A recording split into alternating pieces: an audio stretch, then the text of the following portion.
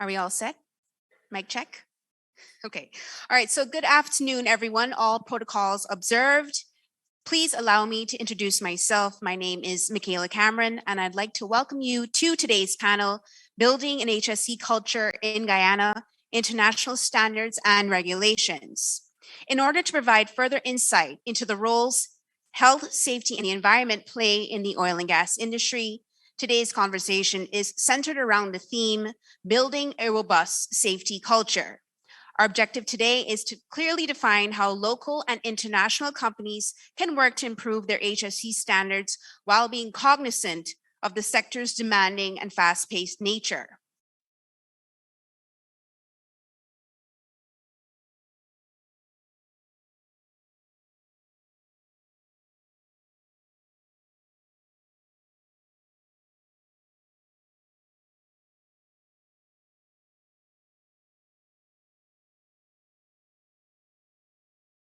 Sure, oil and gas companies are following stringent procedures and standards so as to minimize risk and avoid any potential accidents while also engaging a company's employees and a country's stakeholders.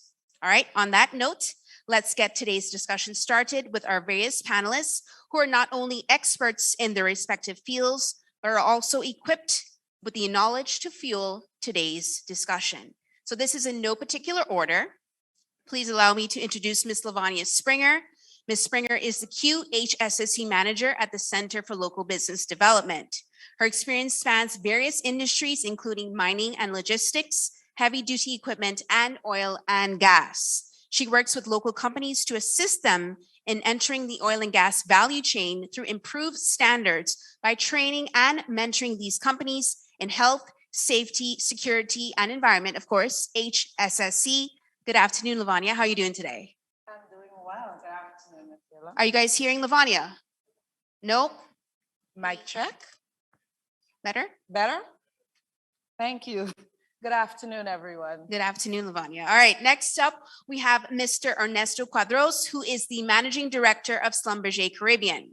Mr. Cuadros has more than 23 years of experience in the sector in oil and gas operations, sales and marketing, leadership and management, organizational transformation, and process improvement.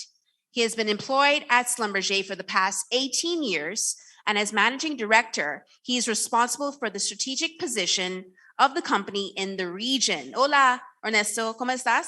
Muy bien. Okay, are you guys hearing Ernesto? Okay, great. Moving on to Mr. Sham Nocta, who is the Managing Director of Environmental Management Consultants, also known as EMC, a leading environmental services company here in Guyana. He's also chair of the Energy Committee of the American Chamber of Commerce and chair of the Local Content Advisory Committee of the Private Sector Commission. Mr. Nocta is a key member of the private sector, a former president of the Guyana Manufacturing and Services Association, and he has been involved in key initiatives including local content, yes, local content, Guyana's low carbon development strategy, and various conservation and environmental initiatives. Hello, Sham, how you doing? Hi, Michaela. Good evening, everyone. You guys are hearing Sham? All right, perfect. Moving along to Mr. Paul Mcdonald, who is the HSE manager for Stena Drilling Limited. He leads the team and oversees all medical aspects at Stena Drilling and has comprehensive knowledge of emergency response, management systems, and audits. Mr. McDonald's career in the oil and gas industry started more than 30 years ago when he took his first job offshore as a medic. In 2007, Mr. McDonald moved on to an onshore role with Stena as a safety advisor and was subsequently promoted to HSE manager in 2013. Did I get all of that correct? You're making me sound very old, Michaela. Good afternoon. All right, and then last but not least, we have Mr. Kemraj Ram, who is the Executive Director of the Environmental Protection Agency.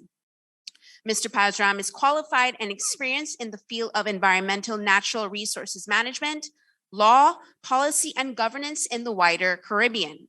He also possesses technical knowledge and experience in coastal and marine resources management and governance, biodiversity management and conservation, protected areas planning and management, and environmental law and regulatory compliance and enforcement. Good afternoon. How are you doing? Thank you, Michaela, and good afternoon and good evening to all my distinguished panelists as well as delegates. Good afternoon. All right. Okay. So as you guys may have realized, we have quite the stellar lineup today. And without any further ado, let's jump right into the first question, which will help to fuel the discussion based around today's theme, building a robust safety culture. So I'd like to get started with a question that deals with HSC guidelines. So this question, each company's HSC guidelines are dictated by internal policies. How can these policies be effectively communicated, across the board so that all of the relevant stakeholders are on the same wavelength? So Lavanya, let's get started with you. You are the QHSSC manager at the Center for Local Business Development. I'm sure you can add to this conversation. Definitely. Are you hearing me, guys? Okay, great. Thanks, Michaela. That's a great question and suitable because of the fact that at the Center for Local Business Development, we preach that like any other tenet of business, HSE must be a part of a company's culture. It has to start with leadership, but also be embodied by all employees and other stakeholders to that company. And in order for that to happen, HSE must be communicated effectively. Through the center's HSSE Management System Mentorship Program, we speak to companies through our awareness seminars and one-on-one meetings with them and express to them that they can use not only generic means of communicating, however, they can also use those that must be tailored to their specific business. There are those such as training seminars, induction, communicating using the eyes, visual. Signage is so important in safety. It communicates what others can miss during a training session. And of course, there are other means of communication that can be internal to the organization and electronic means. But we at the center believe that through our programs, we're able to reach local Guyanese companies and help them to tailor their communication methods to meet their business needs. All right. Thank you very much for that, Lavanya. And Ernesto, I want to go to you because you have 23 years of experience in the industry. How can you add to this conversation, to this particular topic? So the way I see it is you have two different things on that question. For me, one is the communication of policies and standards. They are very specific to each company. And then you have the other one, which is the training on HSE and how those trainings are passed into their employees or contractors that are working for that specific company. On the policies and the standards, I think they're very specific to that company, and we will have to basically pass those messages when those people start working for us, either as an employee or as a contractor. The training part is mostly for the force that is going to work with these companies. But I think on that sense, we can have a better use, for example, here in Guyana, of the center, okay? So we can validate that some of those specific trainings, call it use of PPE and some of those very specific ones that we can use on every single company, we can validate the use of that training to be accepted by many of the companies that are working here in Guyana. I think that is something that we definitely need to start working as an oil and gas organization in Guyana. Yeah, I like that. Thank you. In the policies and standards, for example, in Schlumberger, what we have is what we call NEST, which is the New Employee System Training. And what we do is every time that we're going to have a new employee or a new contractor that is going to work on any of our facilities, they need to have to go through this induction. It can go from 2 days or to a week if it is a full new employee. So that is what we do in our company to highlight the importance and the relevant trainings that we need to give them and the policies and the standards. But I definitely think at the end, we need to work closer to the center. It could be other way, but I think the center today is doing such an amazing job on training not only on HSE, but also on quality management system and HSE management system, that we need to start using that. It's already a great start. So why to reinvent the wheel when there is something that is working already in the country? All right, thank you so much for that. That was some great information that both of you shared. Of course, we're going to move on to our next question. So it's essential for us to discuss the importance of having emergency practices in place. It is, after all, the oil and gas industry. On that note, oil and gas companies are required to develop and maintain contingency procedures in order to minimize risk from any potential accidents. Do you believe more can be done here in Guyana and within the industry? I know we're going to start with you, Paul, that you have comprehensive knowledge of emergency response. So how would you answer this particular question? Well, we have 2 drill ships working in Guyana at this point in time. We also have 2 working elsewhere. Now, drilling is potentially a very hazardous activity, and it's therefore essential that we ensure that all the contingencies are exercised on a regular basis. So we have to train the personnel first and foremost. We have to induct them, make sure they're confident and able to react to anything. And then that continues on a weekly basis or a daily basis to ensure that they're actually practicing this. Now, we might have firefighting exercises, we may have trip drill exercises. We have any number of exercises that allow personnel on the rig to go in increasing confidence and react to any emergency that is dealt with, that they are presented with. Okay, thank you for that. And we want to hear from Kemraj, who of course is the executive director of the EPA. We want to know what are your thoughts on this particular question? Thank you, Michaela. And I'm probably the thorn in these guys' side. It would be remiss of me if you permit me to say a little bit about the EPA. The EPA is the lead environmental regulator in Guyana, guided by the Environmental Protection Act and the associated regulations, as well as, of course, international and regional best practices and backed by good science. Now, HSE, you would notice that the E is at the farthest end of this thing.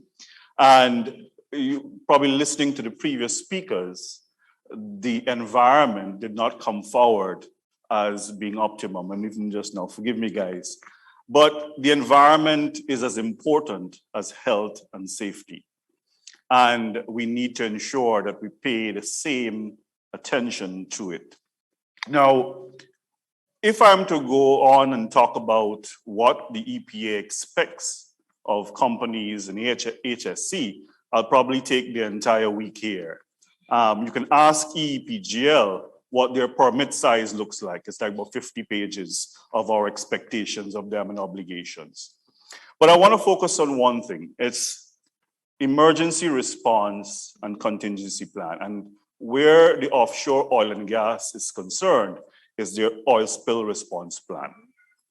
Now, importantly, I know many of these companies existed for years and globally operating, and they have good HSE policies.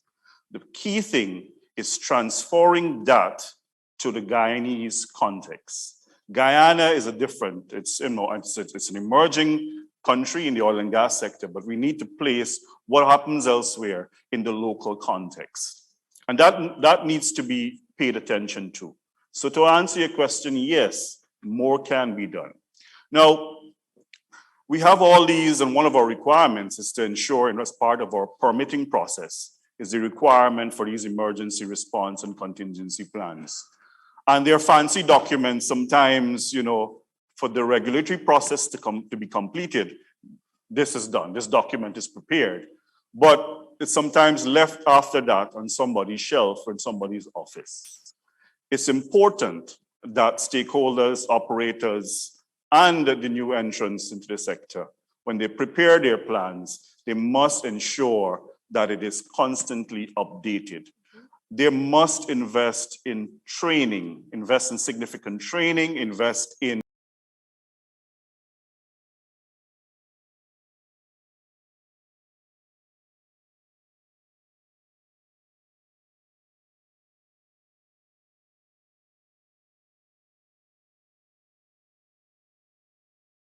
I mean, everything is perhaps kept within the asset or the facility. It's important that investments be done outside to involve other stakeholders, involve government, involve the NGOs, involve the other private sector, and we're talking about local content all morning. But those are the key elements that needs to be improved upon, and so that we can take this HSE and the environment in particular forward in Guyana. Thank you. Thank you, Kemraj. Okay, so let's move on to discussing the HSE aspect of a company's operations.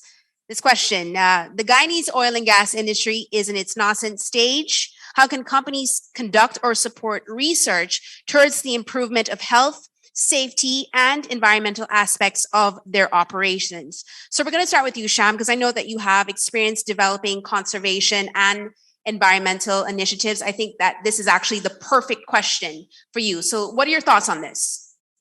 Thanks, Michaela. So first of all, every project, whether it's oil and gas or any other sector for that matter, before you embark on a project, it's important to understand the environment that you will be operating in, the local conditions. Oil and gas primarily will be in the marine environment. And over the years in Guyana, there's been a paucity of information on the marine environment. This has started to change, with more and more activities, but there is clearly an opportunity to scale this up, scale up research and data collection. First of all, at the project level, so that this can support project planning and development. But then also, when you look at the marine environment from a much wider perspective, when we're looking at optimizing resource utilization, looking at conservation and sound environmental management. So data and information is very critical for all of this. There is an opportunity, and we heard quite a bit about local content yesterday and today, but I believe there is an opportunity to maximize that local content opportunity through research by utilizing local experts, tapping into local knowledge, whether it's at the community level, working with local NGOs, and I see Ms. Arjun right up in front here from the Guyana Marine Conservation Society, local universities, private sector organizations who've been doing this sort of work, and also government agencies. But it's not only looking at national level institutions, organizations, but also to establishing linkages, because there are many centers, there's expertise regionally that have done good work in this space as well. So research can play a very critical part. In fact, it's a necessary part in everything that we are going to be doing in the marine environment. But critically is to channel that research to ensure that it's coordinated and that we maximize the value from the information that's collected. All right, thank you so much, Sham. But Ernesto, I want to hear from you, in terms of your position at Schlumberger. You have, tons of experience in process improvement, and just Sham spoke about, data collection and research. How would you respond to this question based upon that? For me, I'll answer that question straight with one word: is leadership. Okay. Yes, we're in a nascent country with oil and gas, and the industry is starting. But I think we're in the perfect spot right now to implement the right leadership. Okay, to implement the right level or culture of HSE. Okay, for us in Schlumberger, for example, we put our people as the priority of everything, and that's the way it should be. It's our main asset in the company is our people, and they should be safe. They always should be safe. The only way that we can transfer this culture of HSE is by leadership. Is everyone that get transferred here from outside, they already probably have that culture, but we need to put that culture into the new organization that we are putting here in Guyana. Today, we have 152 employees, Guyanese employees, working directly for us. And I'm so proud that in the last 2 years, we have had 0 incidents. And that is telling us that there is this eagerness from the young and growing oil and gas industry of absorbing a culture of safety. That is what is demonstrating me this. But as well is the leadership that the company is putting people up front and the safety of their people up front. So for me, it's leadership. And that is the only way that we're going to have a very safe on HSE, and that is only health, but it's health. It's health, Safety. Environment, and safety. Okay. So that's it. It's right. leadership. Thank you so much. Okay, so the next question is going to deal with the private sector and the government. So how can companies in the private sector work with the government in order to improve regulations and industry standards which can relate to health, safety, and environmental matters? So let's start with you, Lavanya. I know that you work with local companies by training and mentoring them in HSSE. What are your thoughts on this question? How would you respond to this? I would say that, as you rightly said, the center does work with local companies, and we train and mentor in HSSE.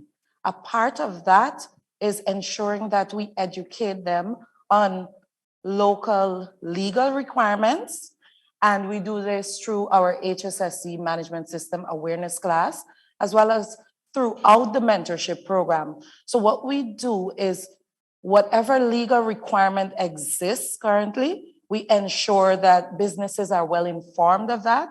And we work with them to ensure at a very minimum, they comply with those requirements. And that's the basis for working together with regulators to ensure that you improve whether it's standards or regulations in the industry. Okay, thank you. And Sham, moving on to you, I know that you are a key member of the private sector and you've worked with the government on a myriad of projects. What is your response to this question? So oil and gas is a relatively new sector to Guyana. So certainly there is a need for us to review the legislative framework, also to look at standards. And this is a process that should be led by government, but also a process that should provide space for contribution, for inputs from a variety of stakeholders, private sector, yes, but also other organizations, research organizations, academia, NGOs. Because essentially what we need to see is a marrying of two things: international best practice, and we've heard this, I believe, yesterday morning, bringing the highest level of knowledge, practice from other experiences, other countries to Guyana, but at the same time ensuring that we recognize the national context, the national conditions. Sometimes that doesn't always happen. And what we have to be mindful of is putting a framework in place that's fit for purpose, that can functionally operate in our conditions, but at the same time meet the high level of standards that we're working to attain.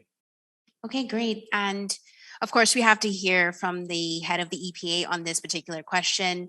Kemraj, any thoughts you'd like to share with us today on this? Sure. Thanks, Michaela, again.